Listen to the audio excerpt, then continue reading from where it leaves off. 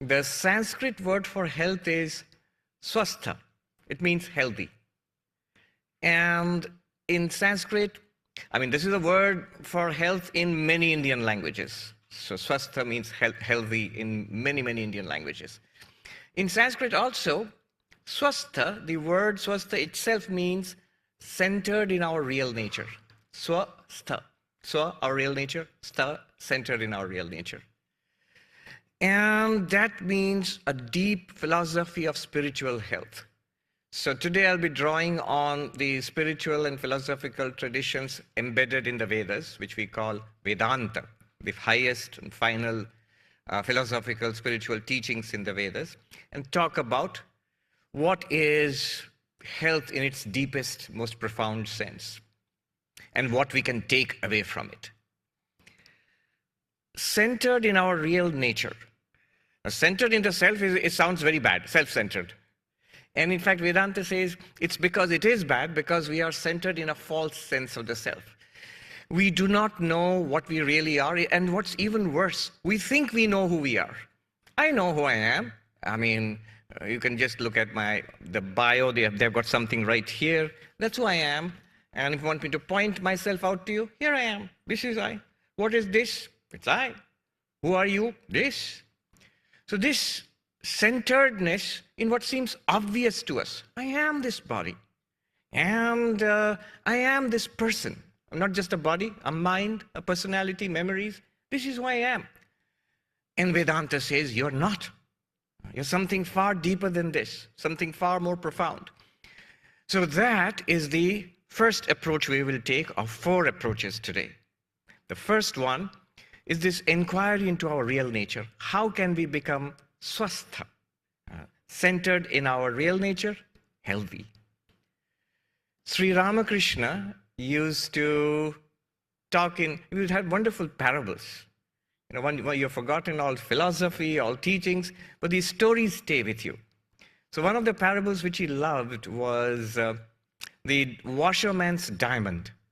So he said, imagine an Indian washerman who takes your laundry out to the riverbed and cleans it and lays it out dry and then brings it back to you. And they use stones for scrubbing dirty laundry. So this washerman, he found a diamond. But uneducated as he was, he had never seen a diamond, he didn't know what a diamond was. He didn't recognize it as a diamond. But he thought it's a pretty stone.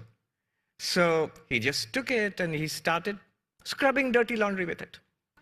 But also, he knew it was a strange and rather unique kind of stone.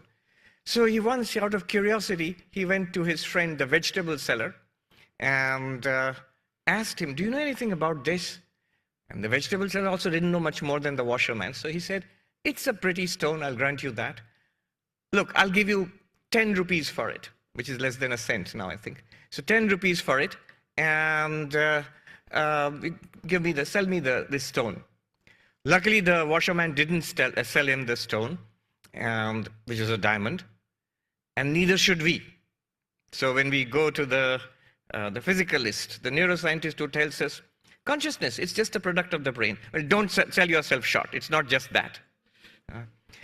And then finally, washerman goes here and there and finally ends up with a diamond merchant who says, wow, this is the largest uncut diamond I have seen in my life. It's extraordinarily valuable.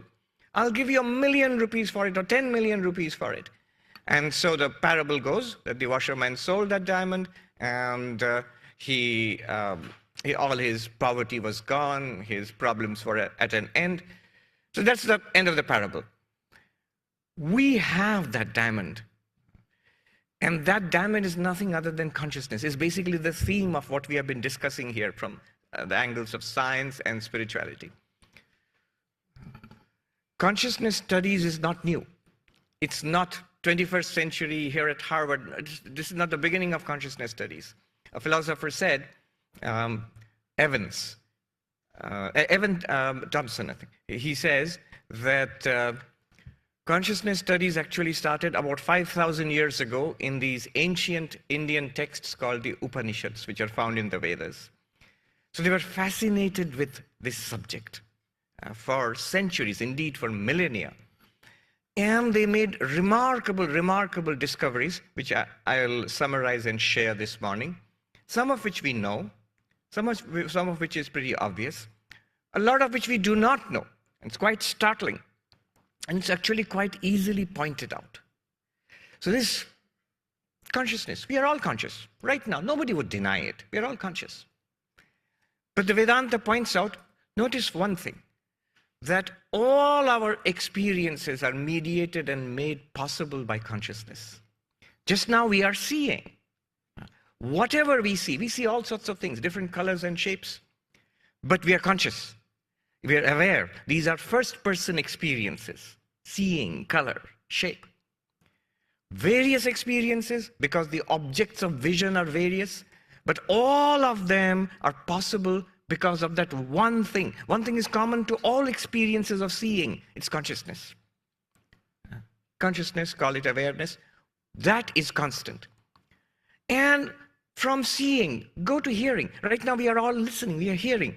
And if we stop seeing, close our eyes and just focus on the hearing, we'll see how different an experience it is.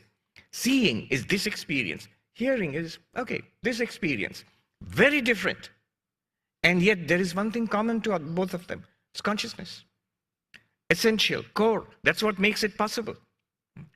Otherwise, you could have sensors. There's a camera which is recording. In a certain sense, it has a lens, and in a certain sense, but it's not seeing. It doesn't have the first-person experience of seeing. The microphone, yes, it is taking my voice and amplifying it, but it's not hearing, not in the sense we are hearing. What makes the difference? It's not really the hardware. We have a kind of hardware here, wetware here, and that's hardware here. But behind this wetware, in this body, there is consciousness.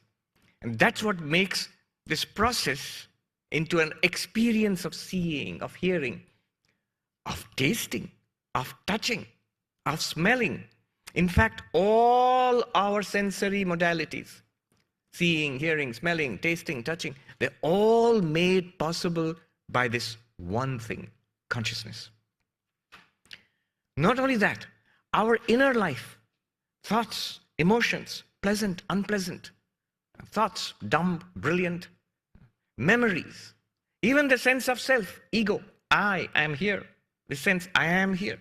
All of this is made possible by the same consciousness, exactly the same consciousness. And our actions, whether you're working, playing, relaxing, walking, sitting, all our activities throughout our day are made possible, same consciousness. And I'm not saying anything here which is new. It's just right there. Consciousness studies, one brilliant thing about it is the material, the data, the evidence is present to all of us equally. We are all conscious. And it's available to all of us. I won't even say it's right before your eyes, it's a bit sort of behind your eyes. But anyway, it's in our experience. In and through all of our experience, sensory experience, inner mental life, emotional life, sense of self, actions, our activities in the world, all of them are experienced because of consciousness. And this, it's not a claim. It's sort of just obvious. But what Vedanta does is, what is obvious, it brings it before to our attention, and directs our attention to it. Look at what we already have, what's already there for us. So this, in Vedanta, it is called the light of lights. Beautiful poetry. Tameva bhantam anubhati sarvam. Tasya bhasa sarvamidam vibhati. From three of the Upanishads, the Katha Upanishad, the Mundaka Upanishad, the Shvetashvatara Upanishad, that shining, everything else shines. By its light, everything here is lit up. Consciousness shining, everything else, our minds, our senses, and through them, the world shines for us. By the light of consciousness, everything here is lit up.